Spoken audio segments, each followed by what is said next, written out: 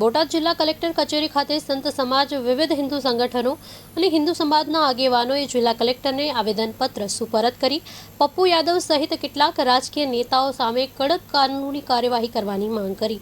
રજૂઆતમાં તાજેતરમાં સંસદમાં થયેલી કેટલીક ટિપ્પણીઓથી સનાતન સંસ્કૃતિ, સાધુ સંતો અને હિન્દુ સમાજમાં ધાર્મિક લાગણીઓ દુભાઈ હોવાનો આક્ષેપ કરવામાં આવ્યો છે। સાથે જ સંબંધિત નેતાઓ સામે એફઆઈઆર નોંધવા અને જરૂરી કાનૂની કાર્યવાહી કરવાની માંગ ઉઠી છે।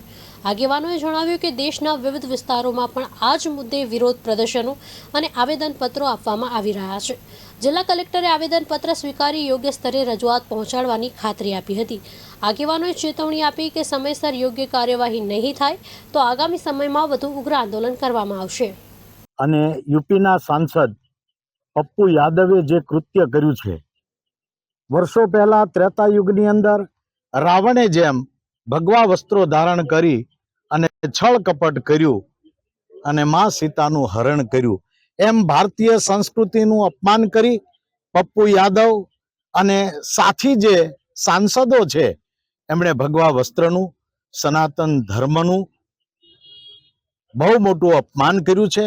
સાધુ સંતોમાં, હિન્દુ સમાજમાં એનો આક્રોશ છે અને આજે સમગ્ર બોટાદ જિલ્લાના સાધુ સંતો તેમજ દરેક ભગીની સંસ્થાઓ જે છે હિન્દુ સંગઠનને કામ કરતી, એ દરેક સંસ્થાઓના એના વિરોધની અંદર આવેદનપત્ર આપવામાં આવ્યું છે। ભગવા વસ્ત્રનું અપમાન આ દેશની અંદર કદાપી સહન ન કરી લેવાય। ત્યાગનું પ્રતીક છે ભગવા વસ્ત્ર, આ દેશની ઓળખાણ છે અને એવા ભગવા વસ્ત્રનો મિસયુઝ કરીને જે સંસદ ભવનની અંદર નાટક ઊભું કરવામાં આવ્યું, જેના માધ્યમથી જે ઘટનાથી સમગ્ર હિન્દુ સમાજ અને સાધુ સંતોના હૃદયની લાગણીને ઠેસ પહોંચી છે।